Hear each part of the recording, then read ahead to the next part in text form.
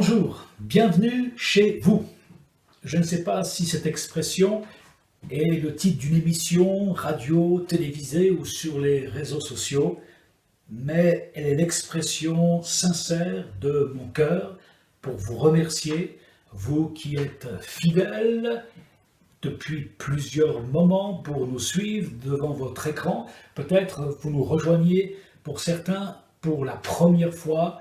Bienvenue chez vous. On va passer quelques instants, comme en famille, aujourd'hui, autour de la parole de Dieu. En effet, dans un temps difficile que nous vivons tous, il y a des paroles d'espérance pour nous. Et j'aimerais en partager une particulièrement aujourd'hui dans le livre des Actes, au chapitre 27 et le verset 5. Une parole de l'apôtre Paul qui nous dit « C'est pourquoi, mes amis, prenez courage. C'est pourquoi, mes amis, prenez courage. » Pendant quelques instants, nous allons considérer le contexte de cette parole et surtout les avertissements qui ont précédé cette crise, les encouragements pendant la tempête, et puis nous terminerons par la source de ces encouragements. Alors, sans plus tarder, revenons quelques instants à cette réalité des avertissements qui ont été donnés avant cette tempête. Dans le livre des Actes, au chapitre 27 et au verset 7, nous lisons ceci. Pendant plusieurs jours, nous avons navigué lentement, et ce n'est pas sans difficulté que nous sommes parvenus à la hauteur de Cnide, où le vent ne nous a pas permis d'aborder. Nous avons alors doublé le cap Salmoné pour passer au sud de la Crète. Nous avons logé l'île avec peine et sommes arrivés à un endroit appelé Beauport, près de la ville de Lasée. Un temps assez long s'était écoulé et la navigation devenait dangereuse, car l'époque même du jeûne était déjà passée. On connaît tous les dictons « un homme averti en vaut deux ». Mieux vaut prévenir que guérir. Et notre texte ici nous rappelle déjà que ces hommes ont été avertis par les circonstances. On lit des expressions comme « vent contraire »,« difficulté de navigation »,« arrivée avec peine », navigation qui devient dangereuse. D'ailleurs, d'après les historiens, on est après le 5 octobre 59 après Jésus-Christ, une période donc difficile sur le calendrier pour naviguer. Et il y a plusieurs signes, plusieurs alarmes qui se manifestent pour avertir du danger de naviguer à cette période de l'année. Et pourtant, cela ne va pas empêcher ces hommes de prendre la mer et de poursuivre le voyage. Si on est honnête, ce matin, nous tous également, nous pouvions raconter des moments de nos vies où nous avons, malgré des circonstances défavorables, décidé de continuer notre idée, nos projets. Parfois, cela a réussi, parfois, ça a été la crise. Et il faut considérer également qu'il y a des moments dans nos vies où nous pouvons être responsables des crises que nous traversons, sans incriminer telle ou telle personne. Différentes crises, bien entendu. Je suis un spécialiste du chocolat, et bien entendu, je ne peux plus en abuser à mon âge, mais il y a eu des moments dans ma vie où certaines crises de foie était due à un petit excès de chocolat. Oui, il y a des crises dont nous sommes pleinement responsables et Dieu utilise les circonstances de nos vies pour nous avertir également. C'est un moyen auquel nous devons aussi être sensibles. Dieu permet parfois que des circonstances, des avertissements, des conseils même autour de nous soient comme des sens interdits, afin de nous éviter des crises, à nous de respecter cette signalisation. Et puis, Il n'y a pas que les circonstances qui auraient dû avertir ces navigateurs, ils ont été aussi avertis par Paul. Si on poursuit le récit dans Acte 27, au verset 10, eh bien Paul est très clair. Dès le départ, il dit ceci au verset 10, « Mes amis, je vois que la navigation ne se fera pas sans dommage, il y aura beaucoup de pertes, non seulement pour la cargaison et pour le bateau, mais encore pour nous-mêmes. » On peut être surpris de cette déclaration de l'apôtre Paul parce qu'il n'est pas un marin. Ce n'est pas un homme qui est chevronné dans les transports maritimes.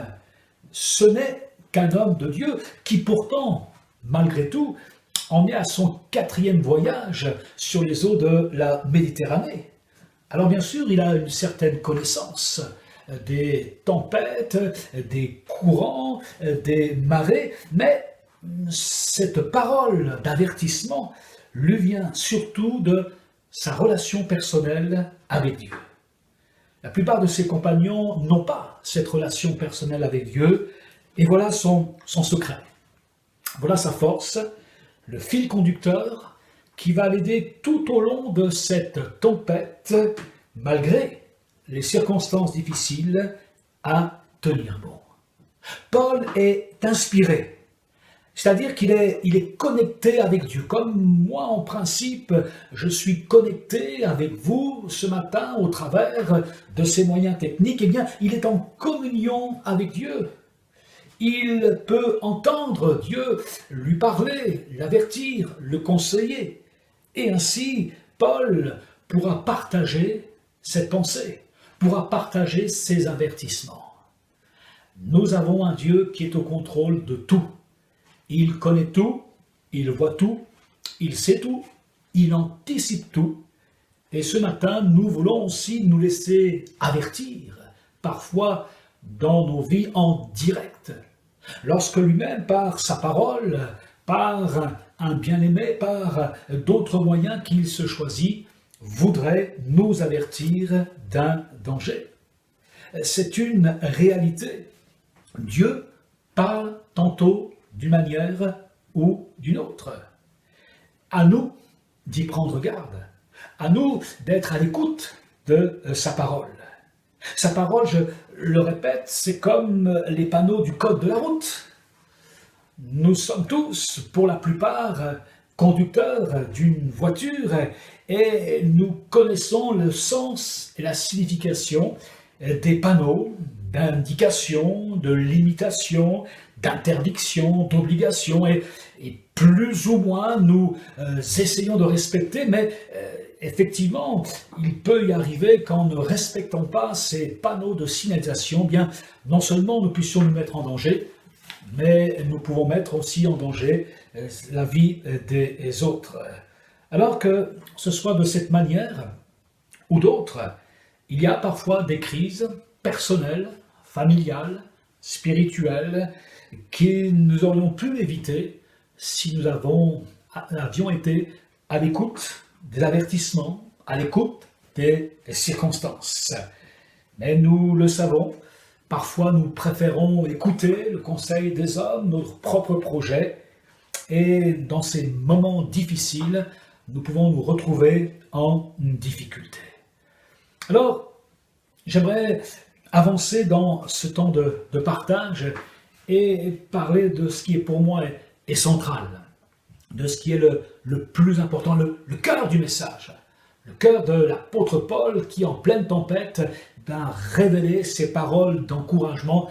Mais mes amis, malgré les avertissements, mes amis, n'ayez pas peur. Mes amis, n'ayez pas peur. Pour moi, c'est le temps fort de ce message. Là où finalement, malgré la tempête, dans la tempête, tous ces hommes vont être rassurés. Et on lit quelques versets, quelques paroles de l'apôtre Paul dans le livre des Actes, au chapitre 27, verset 21. Voilà ce que Paul va partager. On n'avait pas mangé depuis longtemps. Alors Paul, debout au milieu d'eux, leur a dit « Mes amis, il aurait fallu m'écouter et ne pas quitter la Crète, afin d'éviter ces dommages et ces pertes, mais maintenant, je vous invite à prendre courage, car aucun de vous ne perdra la vie, seul le bateau sera perdu. En effet, un ange de Dieu, auquel j'appartiens et que je sers, m'est apparu cette nuit. Il m'a dit, Paul, n'aie pas peur, il faut que tu comparaisses devant l'empereur, et voici que Dieu t'accorde la vie de tous ceux qui naviguent avec toi. C'est pourquoi, mes amis, prenez courage. J'ai confiance en Dieu, tout se passera comme cela m'a été dit, nous devons toutefois échouer sur une île. Voilà le message d'encouragement de l'apôtre Paul pour tous ces hommes. C'est le temps fort. À qui s'adressent ces paroles? Alors si on fait le compte, le chiffre est donné dans l'Écriture, ils sont 276 dans ce bateau. Il y a Paul, qui est considéré comme un prisonnier au statut particulier. Il y a certainement d'autres prisonniers, nous le voyons. Il y a Julius, un officier de la cohorte impériale, un personnage important, un gradé. Il y a Aristarque et Luc, compagnons de Paul. Et puis il y a le capitaine du bateau, il y a le propriétaire du bateau, l'équipage, peut-être aussi des passagers. En tout cas, nous sommes en présence de personnes bien différentes, des unes des autres, de tous les milieux sociaux. On dirait aujourd'hui un échantillon représentatif de notre société. Chacun, sans exception, pourtant, a besoin d'être encouragé, y compris l'apôtre Paul. Et ce matin, qui que nous soyons, nous avons tous besoin d'être rassurés. D'être rassurés. Dans notre détresse personnelle, dans nos pensées peut-être qui nous taraudent, dans des difficultés bien concrètes, qu'elles soient financières, qu'elles soient matérielles, nous avons besoin d'être rassurés, d'être encouragés. En effet, et vous serez d'accord avec moi, on réalise que dans ces moments, tous les acquis, les connaissances de ces hommes, pourtant d'expérience, ne peuvent rassurer. Quelle stratégie militaire appliquée dans cette tempête? Quelle connaissance de la mer apportée dans ces moments? Quelle richesse commerciale peut sauver l'équipage? Quel diplôme, quelle source de connaissances peut aider ces hommes? Tout est bouleversé. L'Écriture dit qu'à un moment donné, ils ont même perdu toute espérance d'être sauvés. Mais il y a une bonne nouvelle, c'est que Dieu veut que tous les hommes soient sauvés, qu'ils soient rassurés, qu'ils parviennent à la repentance, à cette réalité que sans Dieu ils sont perdus et qu'ainsi ils puissent eux aussi découvrir l'amour de Dieu qui rassure, qui fortifie, qui encourage. Mes amis, prenez courage ce matin. Prenez courage.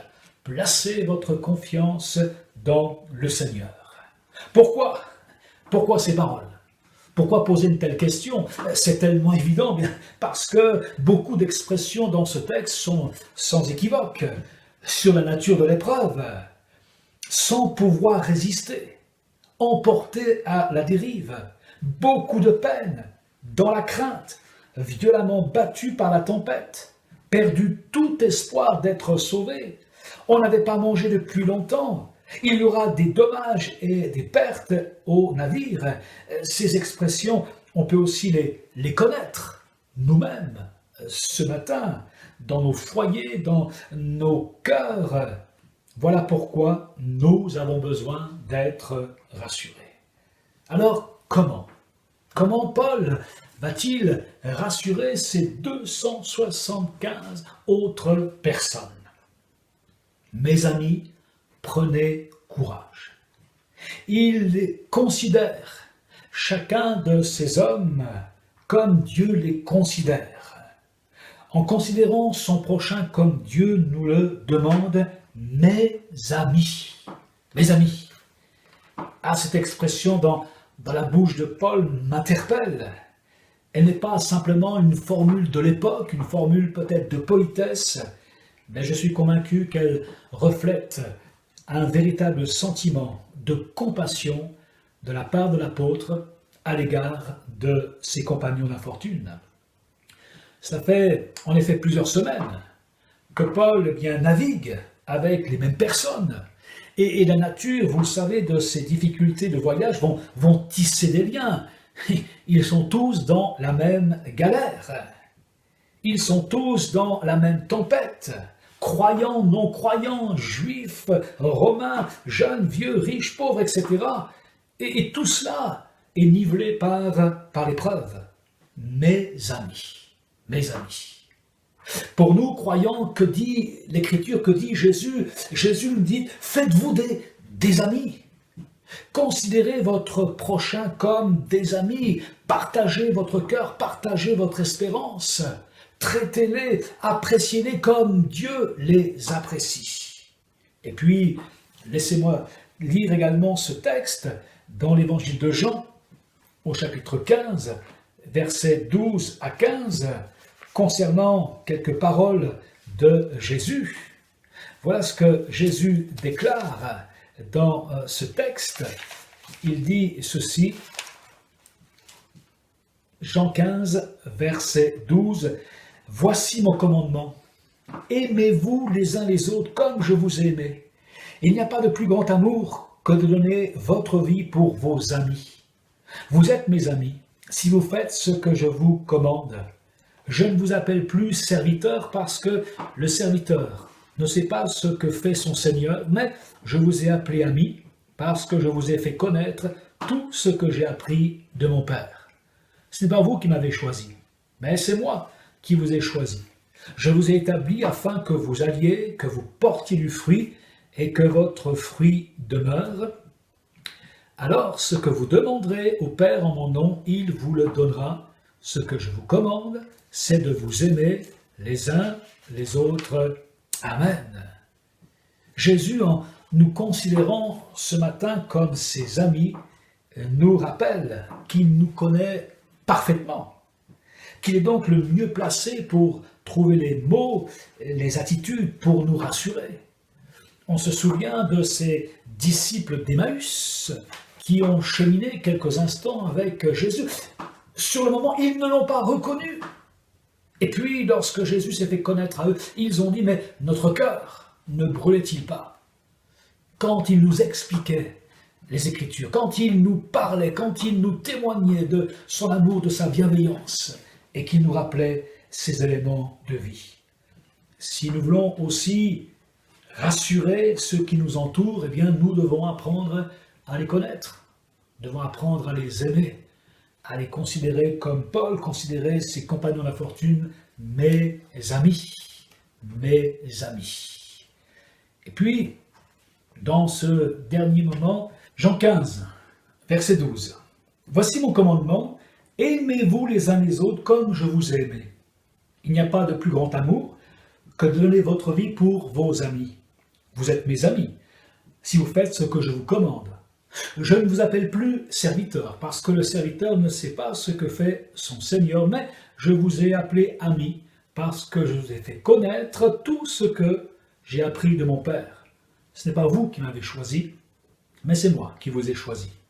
Ce que je vous commande, c'est de vous aimer les uns les autres. » Jésus, en nous considérant ainsi comme ses amis, nous rappelle qu'il nous connaît parfaitement, mieux que nous-mêmes. Il est donc le mieux placé pour trouver les mots, les attitudes, les moyens pour nous rassurer. Je pense notamment à deux disciples qu'on appelait les disciples d'Emmaüs. Ils viennent de quitter Jérusalem, ils sont découragés, ils sont fatigués, ils sont attristés et ils n'ont plus de perspective d'avenir. Pourtant, Jésus va les accompagner pendant quelques instants. Sur le moment, ils ne le reconnaissent pas, tant qu'ils sont pris par leur chagrin et leur tristesse. Mais un peu plus tard, ils diront, mais notre cœur brûlait lorsqu'il nous a expliqué les Écritures. Et dans la même journée, ils vont repartir à Jérusalem pour rassurer, pour encourager leurs propres amis.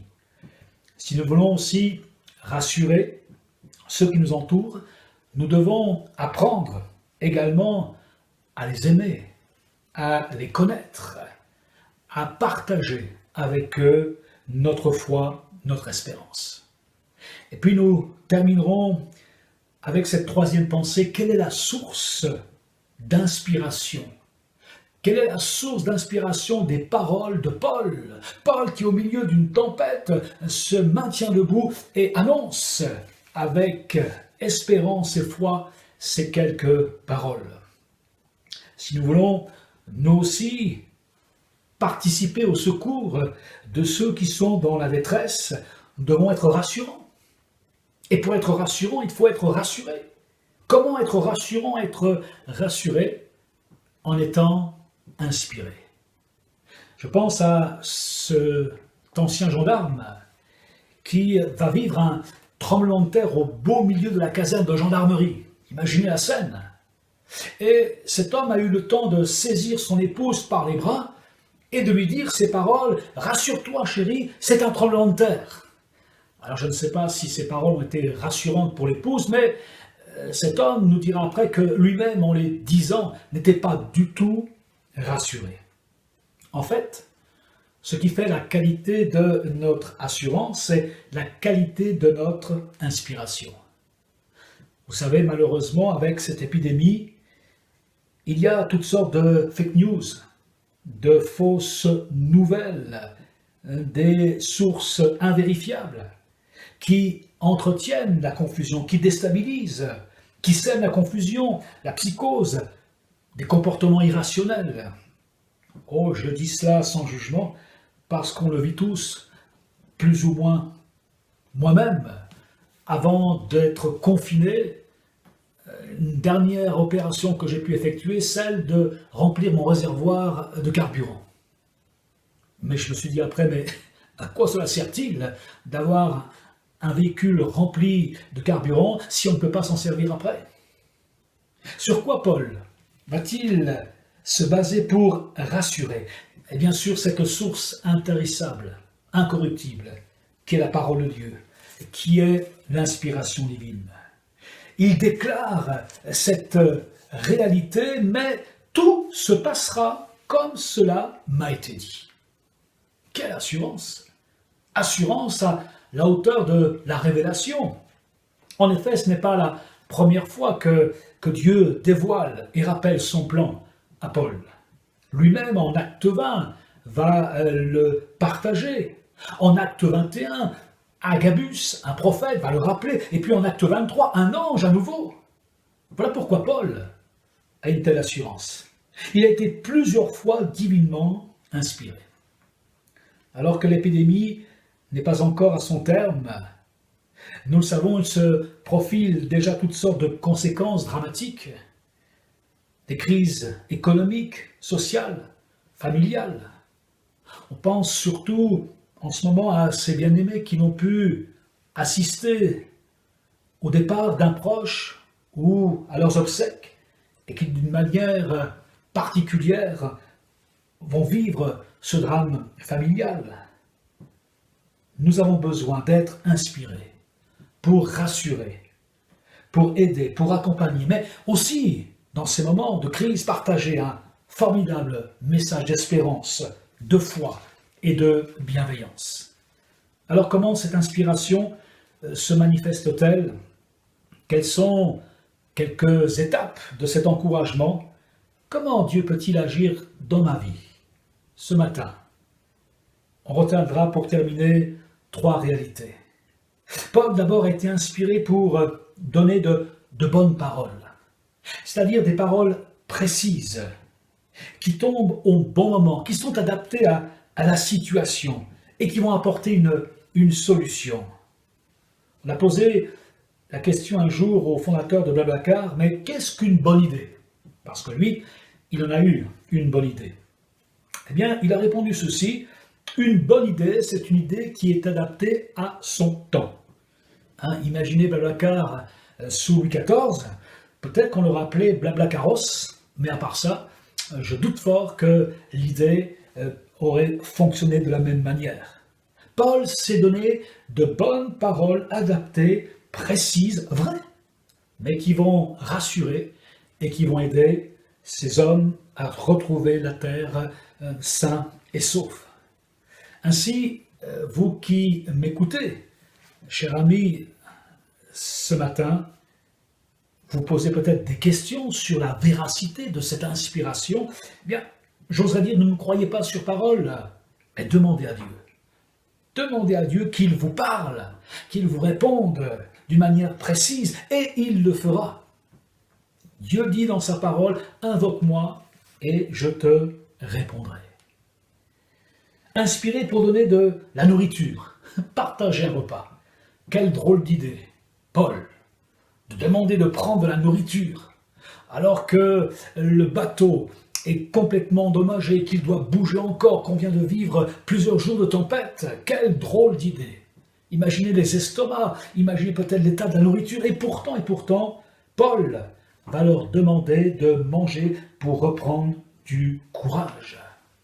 Là encore, cher ami, que ce soit physiquement, moralement, spirituellement, psychologiquement, vous avez besoin de reprendre des forces. Alors demandez au Seigneur qu'il vous aide à avoir cet appétit pour votre corps, mais qu'il vous redonne du goût à la vie, que votre âme puisse retrouver peut-être une connexion avec lui, que votre esprit soit renouvelé aussi dans ses pensées, dans ses relations, inspiré pour donner à manger, inspiré pour que notre corps soit nourri. Et puis, inspiré pour alléger le bateau. Jeter à la mer tout ce qui peut encore les mener par le fond, ce qui peut alourdir le navire. Remarquons qu'ils le feront après avoir mangé. Bien sûr, retrouver des forces. En effet, se débarrasser dans nos vies de ce qui peut être toxique demande des efforts, de la force morale, psychique et spirituelle.